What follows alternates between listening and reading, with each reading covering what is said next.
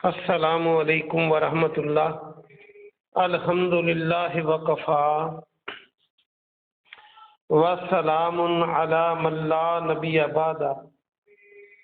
اللہ مہربان کے فضل و کرم سے ہمارا آج کا سبق سورہ آل عمران کی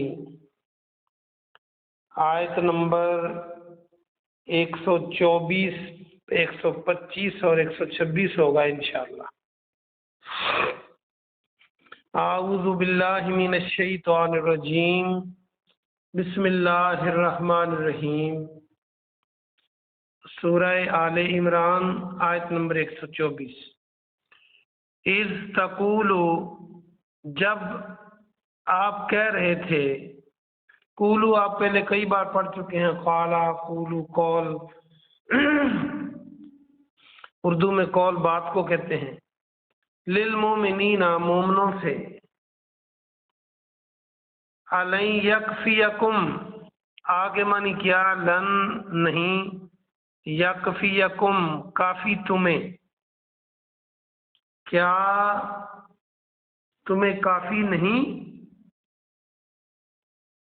این یمدکم کہ مدد کرے تمہاری، ان یہ کہ مدد کرے، میم دال، دال اس میں موجود ہے، اردو میں بھی ہم مدد کہتے ہیں۔ ربکم تمہارا رب، یہ کہ تمہارا رب تمہاری مدد کرے، کیا یہ کافی نہیں؟ بثلاثۃ آلاف، آلاف، آلاف پڑھیں گے جب وقفہ کریں گے، ثلاثہ تین کو کہتے ہیں، آلاف ہزار، 3000، باساتھ 3000 کے ساتھ، بثلاثۃ آلاف من الملائکہ فرشتوں میں سے، منزلین کے اتارے جائیں۔ منزلین کو یاد رکھنے کے لیے نازل کو یاد رکھیں، نزول، نازل، کسی چیز کا نازل ہونا۔ بامحاورہ ترجمہ یہ بنے گا، جب آپ مومنوں سے کہہ رہے تھے کہ کیا تمہیں کافی نہیں کہ تمہارا رب تمہاری مدد 3000 فرشتوں میں سے 3000 کے ذریعے کرے جو اتارے جائیں، بلا بلکہ، ان تصبروا، ان اگر، تصبروا تم صبر کرو، وتتقوا اور اللہ سے ڈرو، اور ڈرو اللہ بریکٹ میں کریں، وَيَأْتُوكُمْ اور وہ آ جائیں، یاتوکم یہ بھی آپ کئی بار لفظ پڑھ چکے ہیں، من فورہم، من فورہم اپنے جوش سے، فور کو یاد رکھنے کے لیے فوراً، اردو کا لفظ فوری، فوراً، تو وہ ایک طرح کا جوش ہی ہوتا ہے، فوری جو ہو جاتا ہے، ہذا اسی سے، یمددکم تمہاری مدد کرے گا، ربکم تمہارا رب، بخمسۃ آلاف 5000 کے ذریعے، خمسہ 5 کو کہتے ہیں، جیسے ہم حواس خمسہ کہتے ہیں اردو میں، بخمسۃ آلاف من الملائکہ فرشتوں میں سے، مصومین خاص نشان رکھنے والے، مصومین نیا لفظ ہے، اس کو آپ یاد کریں تاکہ ہماری وکیبلری میں بھی اضافہ ہوتا رہے۔ دوبارہ اس کا بامحاورہ ترجمہ سنیں، بلکہ اگر تم صبر کرو اور اللہ اور ڈرتے رہو، اور وہ تم پر چڑھ آئیں اپنے جوش سے، کون کافر، تو اللہ تمہاری مدد 5000 کے ذریعے کرے، فرشتوں میں سے، فرشتوں میں سے نشان والے فرشتوں میں سے 5,000 کے ذریعے تمہاری مدد کرے۔ وما، اور نہیں، جعلہ اللہ، بنایا اسے اللہ نے، الا مگر بشرا، خوشخبری کا۔ اللہ نے نہیں بنایا اس کو مگر خوشخبری، لکم، تمہارے لیے، ولتطمئن، اور تاکہ مطمئن ہو جائے، مطمئن اردو میں بھی ہم کہتے ہیں اطمینان ہو جائے، قلوبکم، تمہارے دل، بہی، اس سے، ومن نصر، اور نہیں مدد ہوتی، نصر، ناصر، نصیر، یا اب ہم ڈسکس کر چکے ہیں پہلے سب کو، نصرت، مدد، اللہ مگر، من عند اللہ، اللہ ہی کی طرف سے، العزیز الحکیم، خوب غالب ہے، خوب حکمت والا ہے۔ اس کا بامحاورہ ترجمہ یہ بنے گا، اور اللہ نے تمہارے لیے اس کو، کس کو، جو فرشتوں کے نازل کرنے کا وعدہ ہے، اللہ نے تمہارے لیے اس کو صرف خوشخبری اور تمہارے دل کے اطمینان کے لیے بنایا، وگرنہ اللہ ہی کی طرف سے مدد ہوتی ہے جو غالب ہے اور حکمت والا ہے۔ اگلی آیت مبارکہ، نہیں 3 ہوگی بس، آئیے ہم اس کی تفسیر دیکھتے ہیں، واپس آ جائیے آیت نمبر 124 پر۔ 124 کا مضمون بھی پچھلے سبق سے ریلیٹڈ ہے 123 والے سے، کہ بدر میں ہم تمہاری مدد کر چکے ہیں جب تم انتہائی کمزور تھے، اللہ سے ڈرو تاکہ تم شکر گزار بن جاؤ۔ اور جب آپ مومنوں سے کہہ رہے تھے، یہ مفسرین کی ایک جماعت تو کہتی ہے کہ غزوہ احد کا واقعہ ہے، اور دوسری جماعت کہتی ہے نہیں، غزوہ بدر کا واقعہ ہے، چونکہ غزوہ بدر میں ہی مسلمانوں کے ساتھ فرشتے آئے تھے، اور کسی جنگ میں ان کا نزول ثابت نہیں ہوتا۔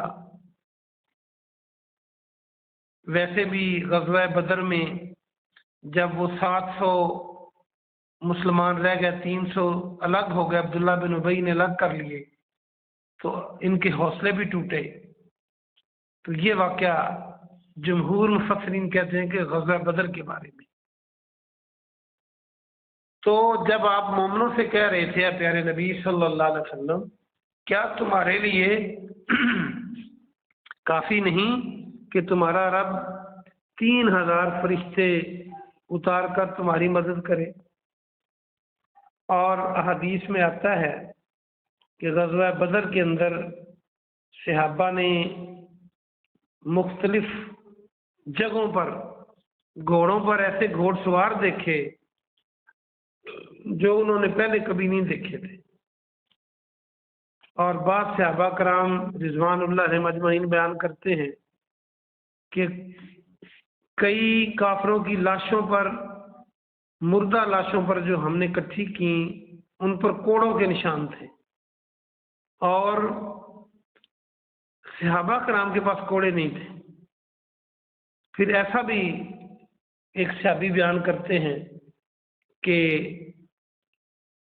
ہم تلوار کو کافر کو مارنے کے لیے کستے، تولتے، تو تلوار کے چلانے سے پہلے ہی اس کا سر تن سے جدا ہو جاتا۔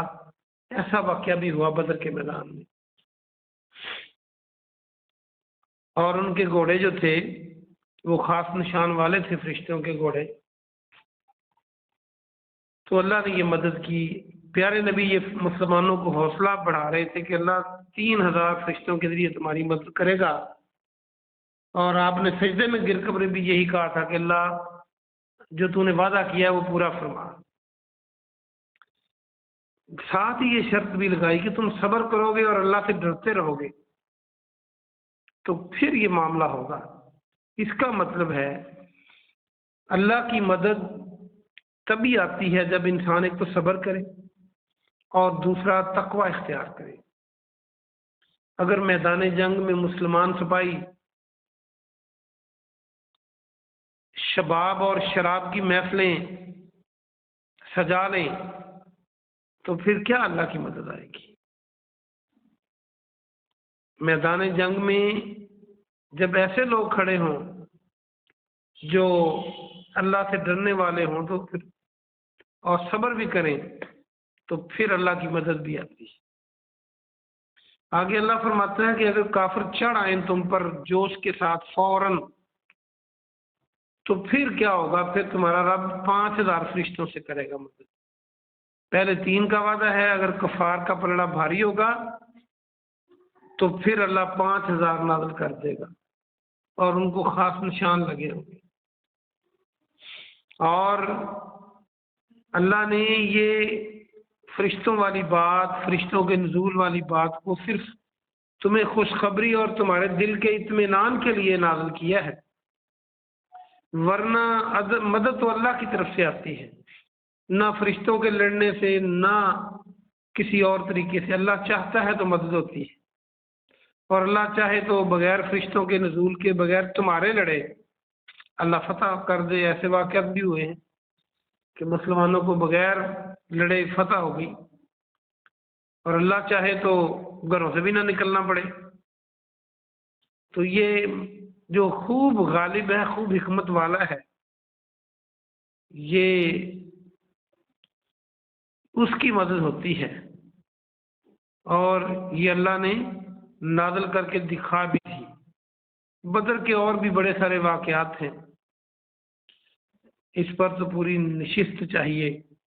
بہرحال بدر میں اللہ سبحانہ و تعالیٰ نے وہ مدد نازل کی جو تاریخی مدد ہے، اور بے سر و سامانی کی حالت میں مسلمانوں کو عظیم فتح عطا فرمائی،